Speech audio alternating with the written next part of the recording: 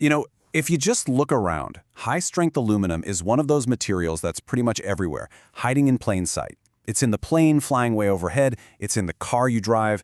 It is one of the invisible pillars of our modern world. And it's so prized because it's both incredibly light and remarkably strong. So in this explainer, we're going to pull back the curtain and really dig into the science that makes all of that possible. But right away, that brings up a really fascinating question, doesn't it? I mean, we all know aluminum. It's the soft, flimsy foil we use in the kitchen. So how in the world does that same basic metal get transformed into something so tough, so rigid, that we can build an aircraft wing out of it? That's the paradox, and that's exactly what we're going to unravel today. So here's our game plan. We'll start with that very paradox of aluminum's strength. Then we're going to open up what I like to call the metallurgist's cookbook to see how adding other elements totally changes the game. From there, we'll dive into the really crucial steps of shaping and hardening it, and we'll even zoom way in to look at the metal's hidden microscopic world. We'll also see what happens when that process goes wrong, before finally we reveal the fundamental pillars that control a material's performance. All right, let's jump right into our first section, this idea of the strength paradox. This really is the fundamental challenge we have to solve. How do you take a metal that we all think of as soft and turn it into a champion of high-performance engineering? You know, on its own, pure aluminum has some pretty great qualities. It's super light, it doesn't rust easily, which is awesome. But if you want to build anything that actually needs to hold a load, well, it's just way too soft. The journey from a flimsy soda can to a structural beam isn't about using purer aluminum, it's about fundamentally changing its very nature through the science of metallurgy. Okay, so if pure aluminum won't cut it, what's the answer? Well, that brings us to our second section, the alloying cookbook. This is the first and honestly one of the most critical steps, where metallurgists create entirely new potential by following a very precise recipe of elements. This right here, it's basically the family tree of aluminum alloys, and it lays it all out beautifully. Just by adding a tiny percentage of other elements, we're talking copper, magnesium, silicon, or zinc, we create completely new materials. You can see how these different combinations branch off into distinct families, like the super high-strength, age-hardening alloys over on one side, and the casting alloys, which are a bit easier to form, on the other. And let's get specific with a couple of real heavy hitters from the aerospace industry. You've got alloy 2024. Its strength comes mainly from adding copper and magnesium. It's a real workhorse. But for parts that are under even more stress, like the main structure of an airframe, engineers will turn to 7075. That one adds zinc into the recipe for even more strength. Each recipe is meticulously designed for a very specific job. But listen, having the right ingredients is only half the story. That gets us to section 3, shaping and hardening. This is the cooking process, right? This is where we use heat and pressure to transform that alloy's potential into actual measurable performance. And the key mechanism here, the real secret sauce, is something called age hardening. This is where the magic happens. It's a very specific kind of heat treatment that encourages tiny, microscopic particles, they're called precipitates, to actually form inside the metal's crystal structure. Now, these little particles, they act like roadblocks, making it way harder for the atoms in the metal to slip past each other. And that's what dramatically increases its strength and hardness. This whole process is kind of like a four-step dance. First, you've got solution heat treatment. You heat the alloy up to dissolve all those extra elements evenly, kind of like dissolving sugar in hot water. Then, step 2, you quench it. You cool it down super fast to trap all those elements in place. Next up is cold rolling, where you actually deform the metal. Now, this is done on purpose to create tiny imperfections in the crystal structure called dislocations. Just think of these as little anchor points.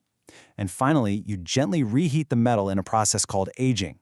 This gives those strengthening precipitates the energy they need to form right on those anchor points, locking the whole structure in place. So, we've mixed our ingredients and we've cooked our alloy. Now for the really cool part. Let's zoom way in and take a look inside the metal to see what all that processing actually did on a microscopic level. And here is the absolute key to everything. Everything we care about in the final product. Its strength, how much it can stretch, how tough it is, it's all a direct result of this internal microstructure. It all comes down to controlling the size and shape of the metal's grains, and most importantly, the distribution of those tiny precipitates we just talked about. Now this table shows us something amazing. Those precipitates, they aren't static, they actually evolve over time. As the metal ages, they start out as these tiny little things called GP zones that fit perfectly inside the aluminum's crystal structure. You see, the table calls this coherent. But as they grow, they transform into new phases, becoming what's called semi-coherent. And that is the sweet spot. The peak strength of the alloy is achieved right there, with a dense cloud of these semi-coherent particles. They are the most effective at blocking those dislocations we mentioned, making the material incredibly strong. Of course, this whole thing is a process that requires incredible precision. A tiny deviation in temperature, a cooling rate that's just a little bit off, it can have huge consequences. Which brings us to the very fine line that exists between strength and failure. This quote just nails the heart of the problem. If you form the wrong kinds of particles, or if they just grow too big and clumpy, they stop being strengtheners. Instead, they become brittle weak points. These particles can act as stress razors, which are basically tiny points where a crack can start and then spread through the material like wildfire. Now get this. This slide shows us how metallurgists can literally listen for failure. Imagine an extrusion profile cracks while it's being formed. How do you figure out why? Well, look at the graph on the right. That's the temperature of the alloy as it cools down. Now look at the graph on the left. A sensor is listening for acoustic energy, the actual sound of the metal itself. Do you see it? Right as the metal cools through a critical temperature range, you see these huge spikes in energy on the left. Each one of those spikes, that's the sound of a microscopic crack forming in real time. This is a phenomenon called hot tearing, and it's the smoking gun that tells an engineer that the process has gone terribly wrong. Okay, so, having seen how aluminum gets its incredible strength, and also how fragile that process can be, let's pull everything together. Let's talk about the unifying principles that govern all of this, the pillars of performance. When you boil it all down, it comes down to this single, powerful relationship. The chemical composition, your recipe, that determines the potential. The processing, the heating, rolling, and cooling, is what unlocks that potential by shaping the internal microstructure. And it's that microstructure that directly dictates the final properties of the material. Let's use that baking analogy again. The composition, that's your list of ingredients. The processing, that's your recipe. The oven temperature, the mixing time. The microstructure is the finished cake itself, the texture, the crumb. And the properties, well, that's how it tastes. Or in our case, how strong and reliable the final part is. Every single step in this chain is absolutely essential. You just can't get the result you want without mastering all of them. And I want to leave you with a final thought here. One of aluminum's greatest features is that it can be recycled over and over and over again without losing any of its quality. Every can, every car part, every bit of an airplane can be melted down and reformed. So as our understanding of its inner world, that microstructure, gets deeper and more precise, it really makes you wonder, doesn't it? What new incredible materials and possibilities are we on the verge of unlocking?